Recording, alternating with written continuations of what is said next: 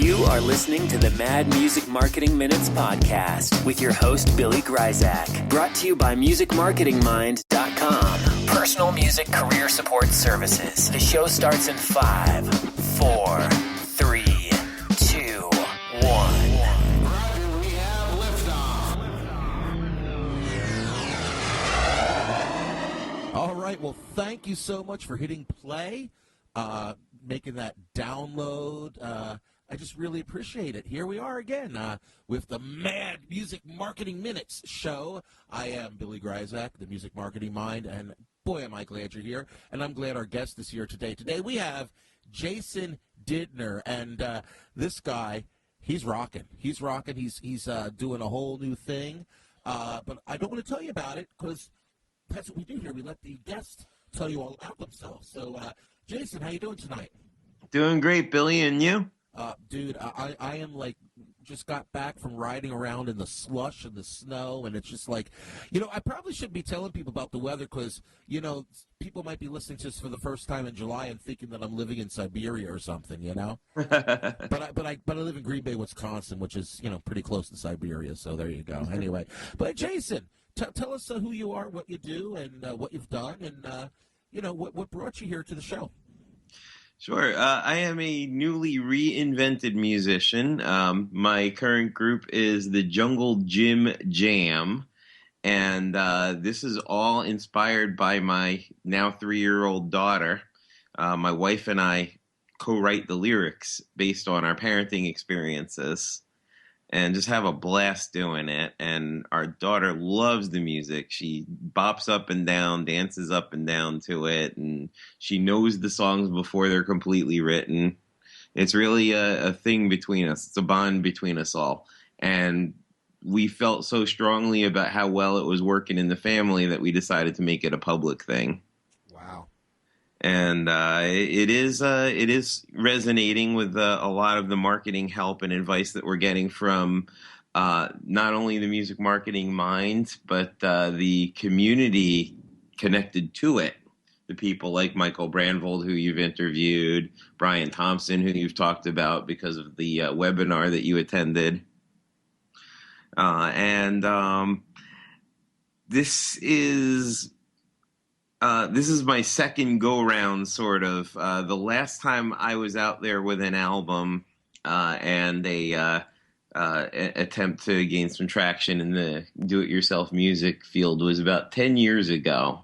I'd put out a solo album, and at the time, Bob Baker had a book out, the Guerrilla Music Marketing, that I had read, and I had tried to implement those tips.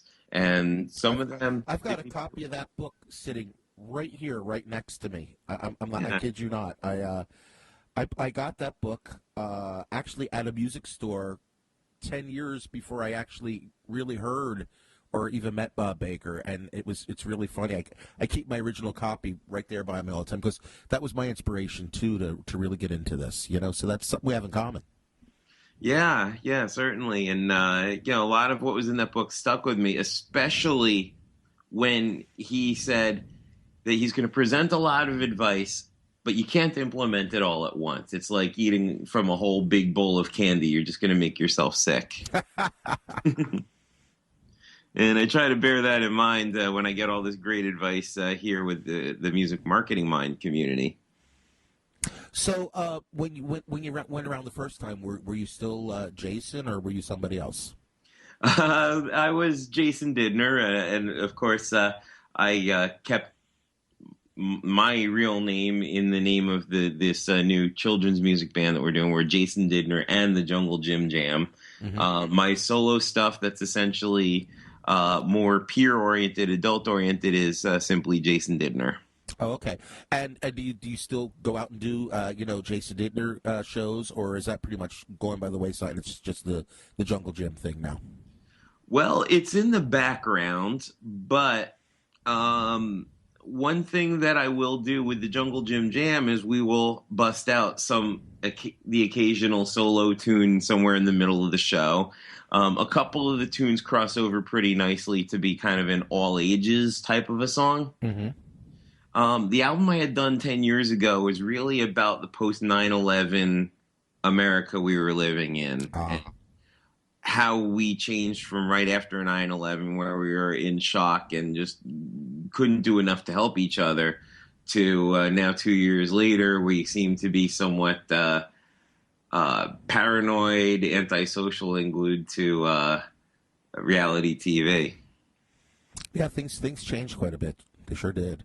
So then you went ahead and did that, and I'm presuming that you played music for years and years and years before you recorded your first CD, right? Yeah, I've been, I started learning to make music over 30 years ago. Mm-hmm. And, all through high school, I was always in bands. In college, I was always in bands. After college, it was cover bands. And then I became a sideman for kind of a big local guy in Jersey, with some prospects for touring that didn't pan out. Mm-hmm. Mm-hmm. Wow. Well, the what I find is really interesting that you've just totally reinvented yourself, and now you're out there, and you seem to be hitting it pretty hard. Yeah, yeah. Pretty much. I think because it's a whole family project, and it's recognized among our whole family as a passion project, and there's sort of a calling of it really feeling, because we're making music for kids, like I know that you do as well. When you're making music for kids instead of just yourself, or instead of just maybe your peers, there's more of a feeling that I find that it's really like doing a service. It's not really just so much of an ego trip for me. It's more really like I feel like I'm doing this thing for kids to make their world a little more fun, enriching, delightful. Now, did you always write your own material prior to doing kids' music? I would say in my early 20s, I really started hitting the songwriting. Mm-hmm. And the project now is all original? Yeah. This is primarily original. There's one traditional kids tune on the album, which is Down by the Bay. But we make up our own rhymes. That's a good one. That's a good one. Yeah. Mm-hmm.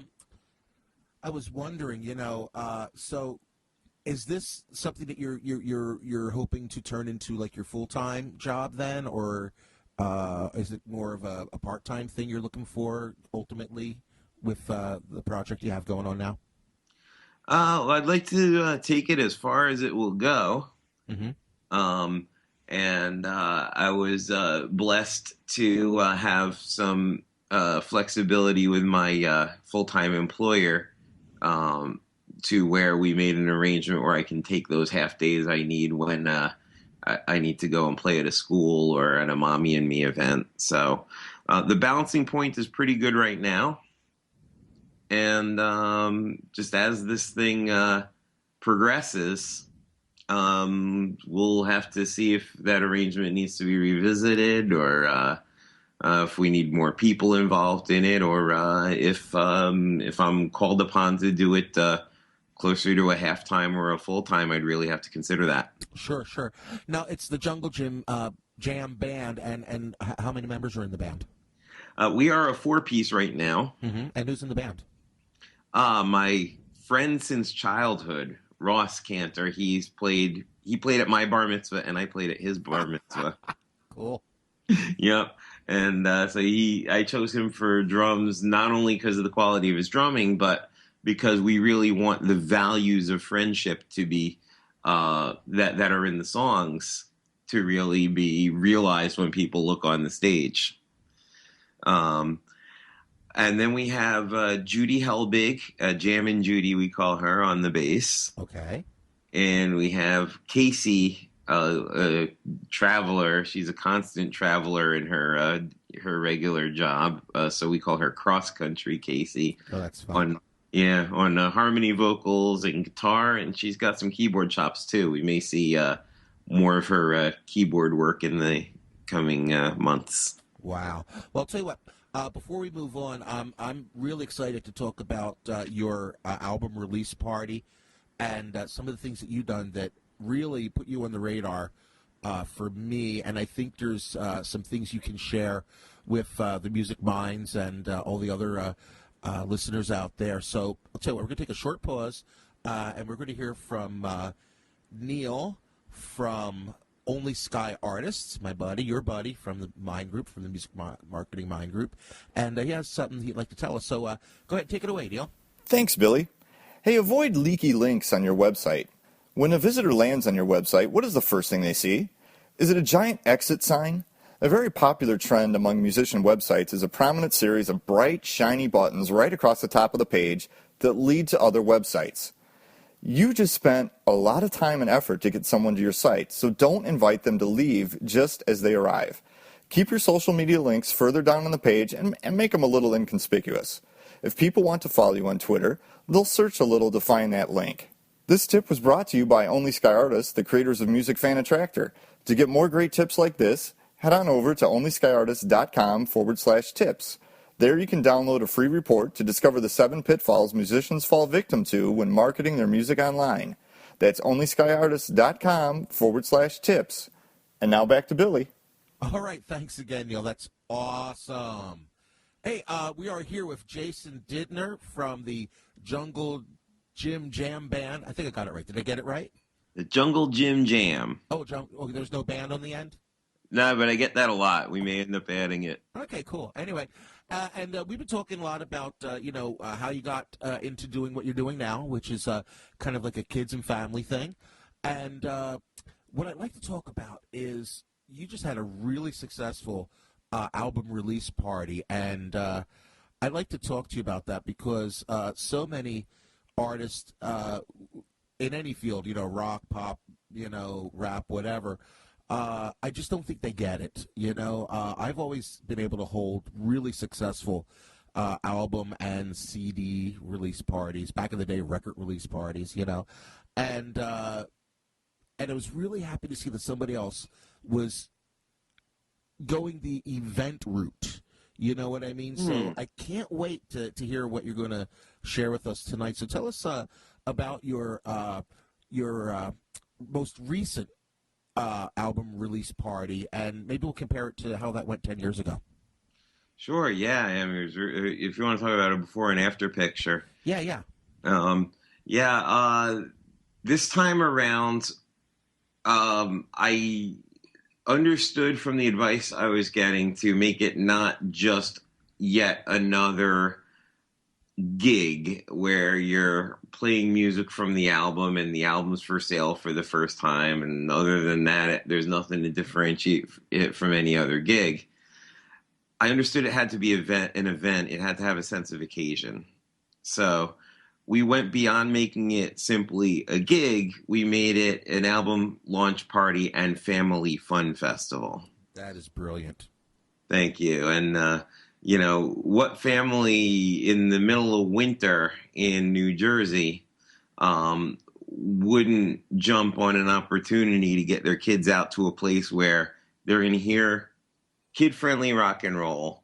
They're going to have face painters. They're going to have juggler do the emceeing and spin plates and give kids a chance to spin the plates. And it's really when you combine the elements of what makes those summer festivals so successful, and you can bring it indoors, you're really doing a service to families, and they appreciate it and they turn up. So tell us what kind of turnout you had.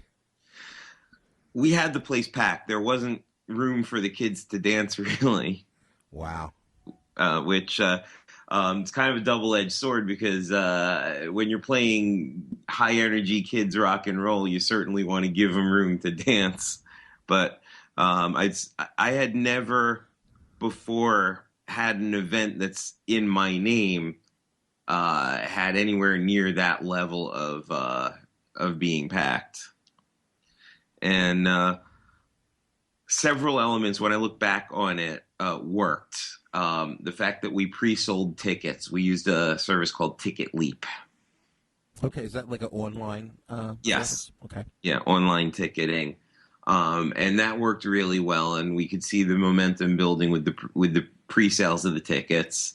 One thing we did that's more particular to a CD release event is we were a little more generous with our guest list than we would be for a normal gig. And that helped fill the place nicely. And it also meant that we invited people from the press, bloggers, and perhaps leaders of local parent groups. So we were looking at who we want to entertain, who we think is most likely to get our message and our music, and we really tried to give them opportunities to get the tickets. So how did you reach out to these people and let them know that this event was going on? What had to happen so that people could be aware of it? Okay, well, this brings us to another piece of advice that I got on your show that I implemented, which is your talk with Michael Brandvold. When he said assemble a team, do it yourself doesn't mean you literally do everything yourself. Doing literally everything myself has led to empty houses more times than I could tell you. But I put together a team for this album and for this album release, and that team involves a marketing specialist. Now, she ran a toy store in town that we loved, and she made the decision to close that toy store and go more in the direction of marketing consulting for children's products. Really? So, okay. How perfect was that? Yeah, it's great. And she's really, I mean, she's been killing it for us. She has gotten us 3 or 4 gigs in the works since that album release, which was only 3 weeks ago. She set up our merch table. I was able to bounce every merchandising idea off of her. She assembled a team of very personable and responsible high school kids who are running that merch table for us. This is brilliant. Yeah. And it's just really about picking the right people. And we also went the route that I know of a lot of other kindie artists doing, which is we hired a publicist for our album release. That's Irene Maslowski, and she managed to get us. She has a process of getting us in dozens and dozens of local calendars in a very short time. If you've ever tried to put your events into local calendars, you've probably found it a very repetitive and mind-numbing process of entering the same information over and over again. It's a nightmare. Yeah. Yeah. But she apparently has this method that she and her team have down that she's not too eager to give away how she does it, but she did have us in an awful lot of local calendars for the show. So, so far, it sounds like you had a marketing manager kind of leading the charge. You had your PR person. And yeah. I also know that you use social media quite a bit, correct? I do, yeah. And I try to schedule social media ahead of time when I can, using tools like Hootsuite. Not to spam people with the same stuff over and over again, like some use it, but the night before each day, I know that the time that parents are the most active is during the daytime. And that they may also have a little downtime before they turn in, where they might turn to social media. So I found more success with Twitter than with Facebook in terms of followers and my intended audience being more interested in what I'm doing. But I do find Facebook a great place to socialize with my fellow minds, for instance. Yeah, I'll be honest with you. Up until about a year ago, maybe less, maybe 8 months ago, I kind of had written Facebook off as a complete waste of time. I just really didn't see the point in it. And then I had taken one of Bob Baker's classes. Even though I've been doing this for 30-plus years, I always go back for, like, continuing ed. You know what I mean? I'm always trying to learn something new. Always get something new. Yeah, and I took one of his classes last year. It was called 30 Days... It was something like 30 days to get it done or something like that. I don't remember the whole thing, but the concept was for 1 month, you were going to just, concentrate on this thing and get it done. And what he did was he set up a Facebook group so that everybody could support each other. And a bell went off, and I realized Facebook groups, what a great thing. And then I just went about trying to find all the people out there in the world that I could that were like-minded and either could offer great advice or needed great advice. And for like the last 6 months, I've been trying to assemble them all in one place. Yeah. And because of Facebook groups, it's totally changed my life, and it's changed my opinion towards Facebook. You know what I mean? So that's kind of was something that I found really useful is the Facebook groups. Still don't have a lot of time for Facebook pages and the other stuff, but the groups are wonderful. Yeah, yeah. I've actually found that posting in some parent groups has had a little bit of legs to it. Now, the thing that gets me, and we still haven't talked about, after versus before yet, but there's one other thing I want to talk about because I think it's relevant to the success that you had with your album launch party, and potentially for the folks listening that could really help them to do something really unique. You were able to get like 1,000 relevant follows on Twitter. Yeah, I mean What's the deal with that? Talk to me about that. Okay. For the most part, in the line of music that I'm now making, which is for children, I certainly want to be speaking to parents, fellow parents. Mm-hmm. And I feel like they're authentic conversations, that is parent to parent. So I get what a lot of the moms and dads are, what their day is like and what their time is like with their kids and what it is when they're snowed in with and their school is canceled. And I find that helps me talk to them in an authentic way. So when I follow the right people, when I follow fellow parents and I engage in their conversations, I find that a pretty good number of them follow me back. And that's how you built up the amount of followers you did that actually were interested in what you had to say because you were interested in what they had to say, right? Yes. Wow. Not to say that I didn't make my mistakes along the way. I ended up in Twitter jail 2 or 3 times, which is when you follow too many people too quickly and they ban you. Yeah, I think I did that once. Yeah. I didn't know they would do that. So everybody listening, don't do that. Yeah. Limit your follows to about 20, 25 a day. It's That's funny. Now, a question for you before we go back to the before. That sounds like something that, if you're not doing kids or families music, that would pretty much work for anybody as long as they try to figure out who their audience is, right? Yeah, I mean, these days, indie artists find more success when their music speaks to a certain niche, like, Star Wars fans, or maybe speaks to people who like World of Warcraft, or it speaks to people who are into crocheting, or whatever niche that you have. And Billy, I saw that you really struck a nerve with your Angry Birds song. Oh yeah, that was huge. It still is. Mm-hmm. I mean, that's a story in itself. I mean, that's a story on so many levels. I don't want to monopolize, your chat here, but for those that don't know, I got an iPhone, and back before everybody started, using all the really cool features in the iPhone, I got put GarageBand on it. Yeah. And I made a real quick song, like in a half hour, an hour, but it wasn't any words. And I said, this sounds pretty good. So I sang lyrics into it after I went to like Wikipedia, because I didn't actually play Angry Birds. And I said, I'm going to do an Angry Birds song. So I went to Wikipedia and I made some notes and I sang it into the phone, right?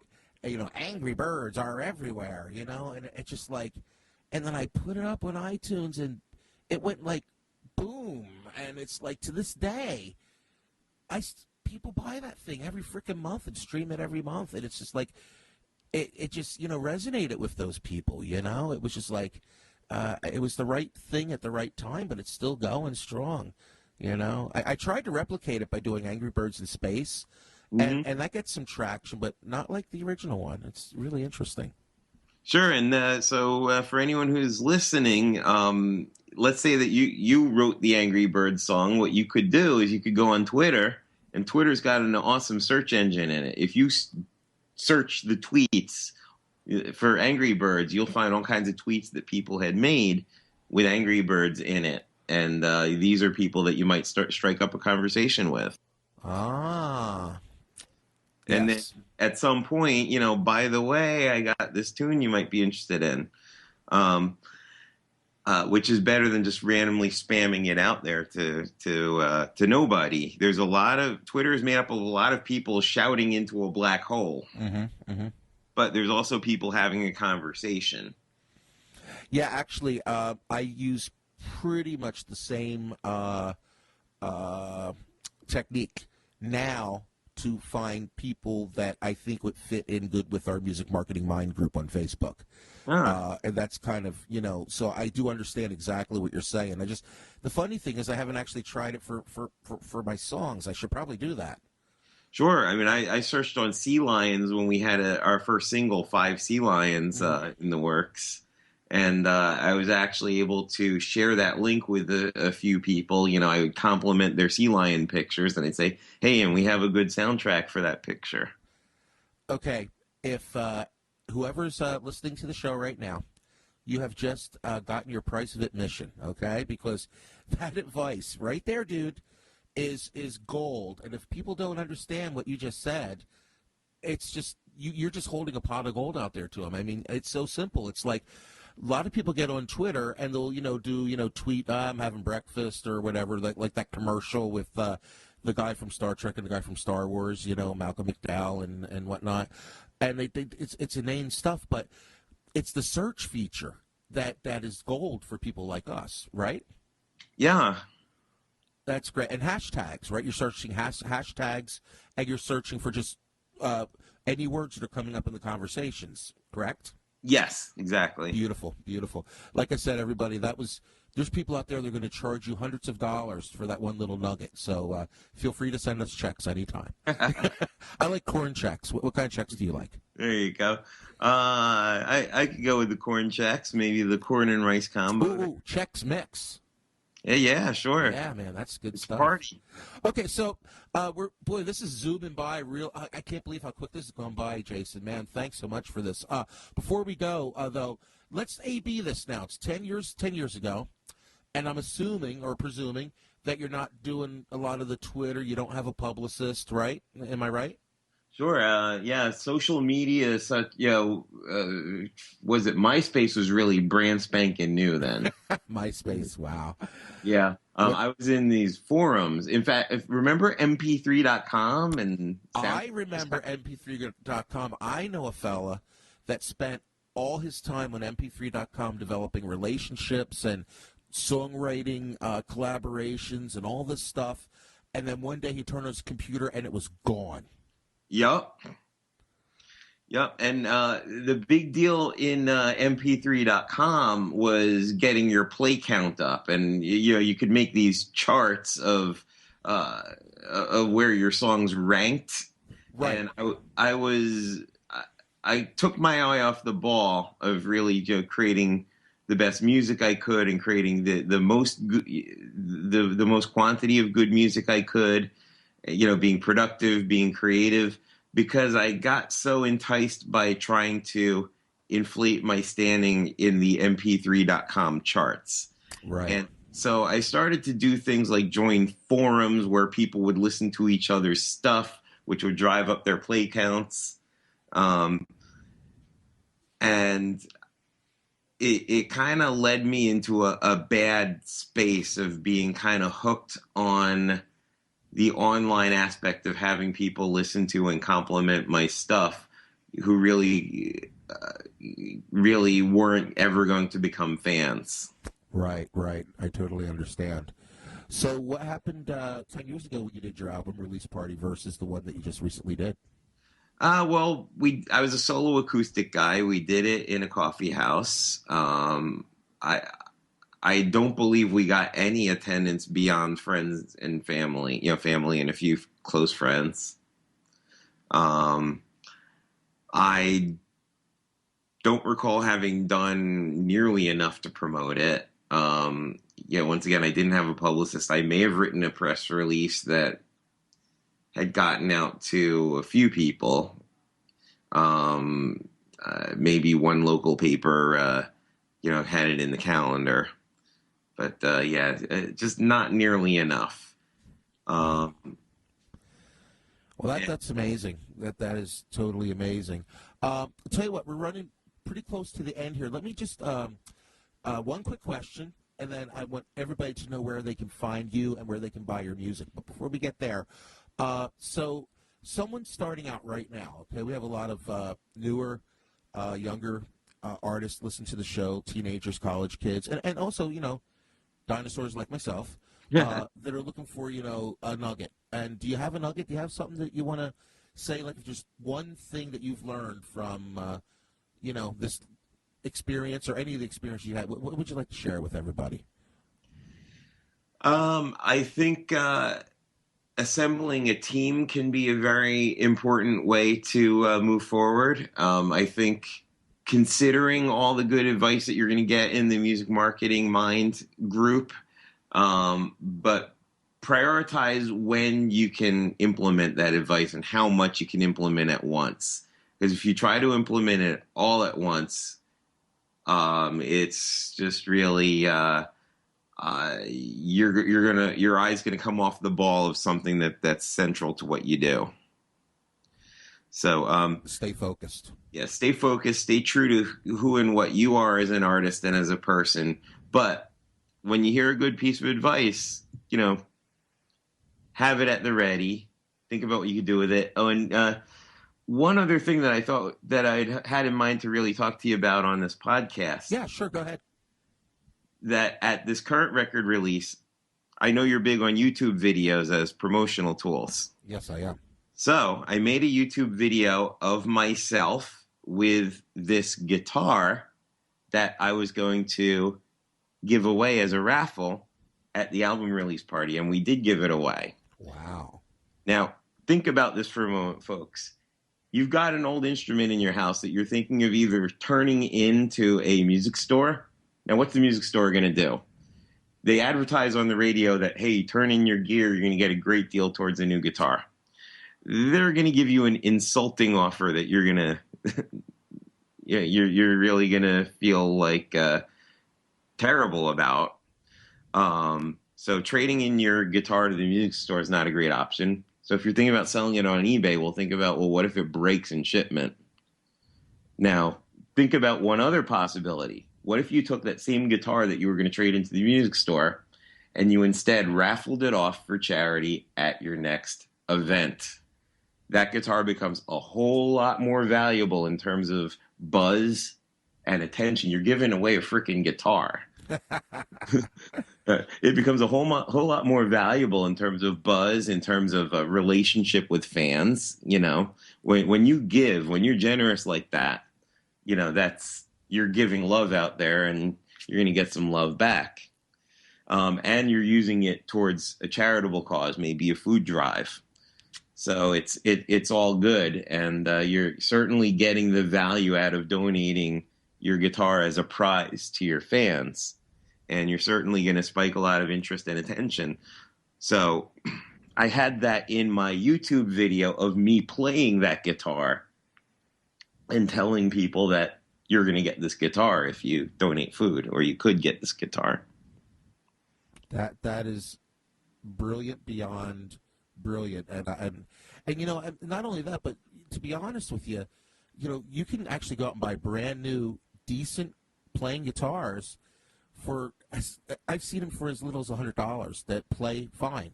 Like you go to like a Guitar Center or something, when they have one of those big, crate sales. Yeah. And even if you bought a $200 guitar, let's say you're in a band, you got 4 guys, that's what, $50 a piece? Yeah. I mean, come on, that's not even, dinner for you and your girlfriend out one night, and you and your wife out one night, and you know what that can be. Of course, it was your idea.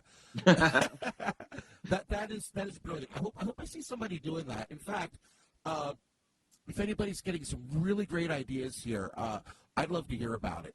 You can reach me at at Music Market Mind on Twitter, or you can reach out at musicmarketingmind.com. Send me an email and tell me what you learned from the show. And with that, Jason, where can we find you? If anybody has any other questions, I mean, would you be interested in talking to some people about the things you've done?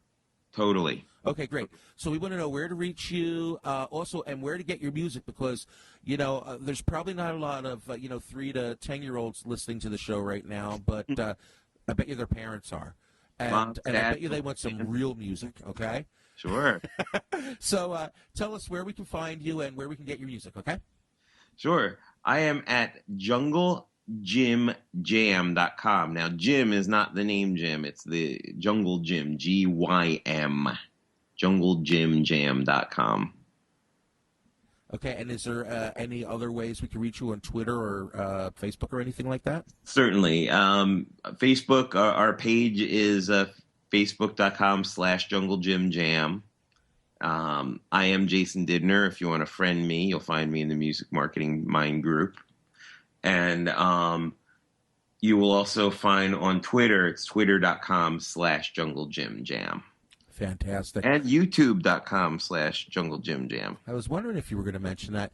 And the best place to find your music is right off your website? Yes. There are links to our iTunes downloads. It's iTunes, it's Amazon, it's CD Baby, it's You're everywhere. Play. Yeah. Awesome, man. Well, listen, thanks so much for your time. I know it's a little later out there. I'm hoping to get out to the East Coast. I know I'm going to be out in Florida in March. I don't know if I'll be getting to Jersey or not, but I kind of did promise my family I would take them out there sometime, hopefully this year. So if I do, maybe we'll get to hook up. That would be way cool. That would be absolutely cool. Excellent, man. Okay, well, it's time for us to say goodbye here on the Mad Music Marketing Minute Show. I'm Billy. Bye-bye. Jason, say bye. See ya. Music